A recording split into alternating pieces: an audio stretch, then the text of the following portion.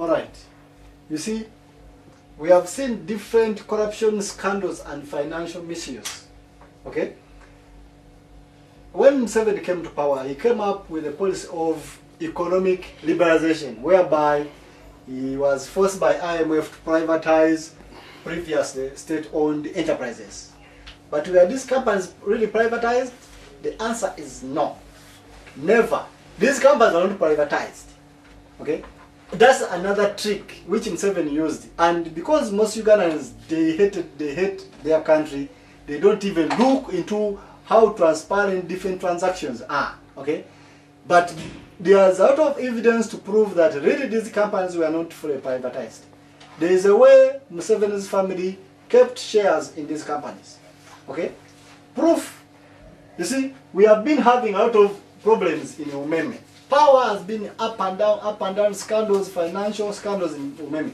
If you really sold a company to a South African ESCOM company, okay, the moment ESCOM, Umeme could had problems, we could have seen ESCOM directors coming to resolve those problems. That means answerable to Parliament as to why they are failing to handle the company properly. But now all of a sudden you see Museveni and other Salim Saleh and other generals raiding the offices of Umeme. How can you raid a company which has been sold? That means you did not sell that company. You see? You are not owners. If you raid a company, taking the equipment, computers from different offices to see the financial transactions they are doing, it means you did not sell that company. That company, there is a way you still have shares in that company. And no Ugandan knows how much.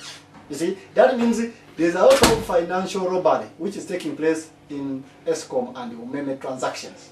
Okay? Then we have former USB, which was claimed to have been sold to Stanbic Bank. Okay? Stanbic Bank employees always say they wire 200 million shillings every month to a secret account in South Africa, which goes directly to Museveni. You see, this proves that there is a way Museveni stayed in control over given amount of shares in Stanbic Bank, okay, previous to Uganda Commercial Bank, okay. No Ugandan knows this. These are secrets, okay, which the government has done to enrich itself. Yet Ugandans think the company was sold. The company was not sold. Okay? Now, where has the money been going? All the money we have seen from different corruption scandals. Okay? Museveni, even now and then, is given royalties from those thieves in the government, which has enabled him to accumulate more money. Okay? The more they use your images, your poverty photos, people suffering in the north, internally displaced camps, okay?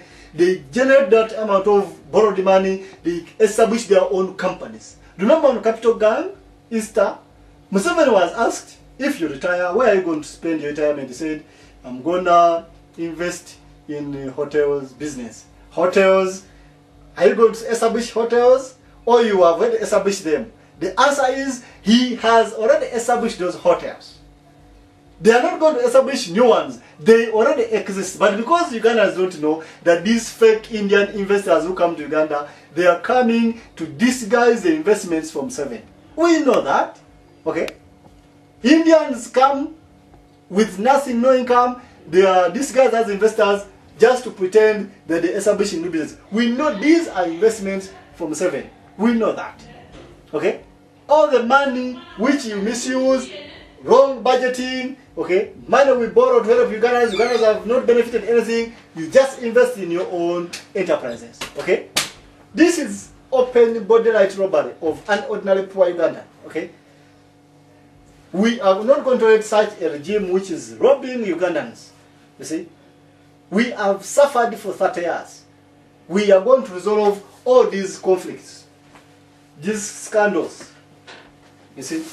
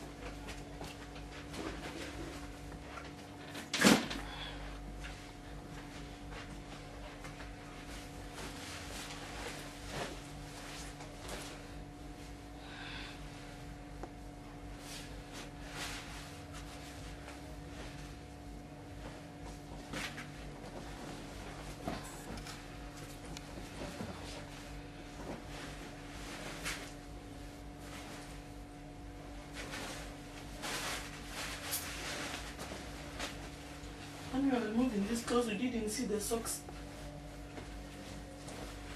No, there. You put them where? There. On the wardrobe. Those short ones. You remove them.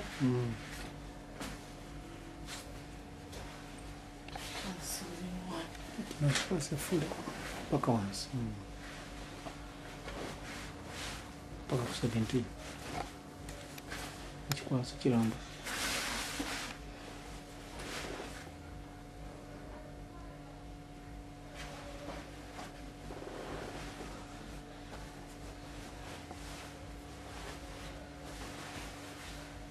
Did they fall? They're not.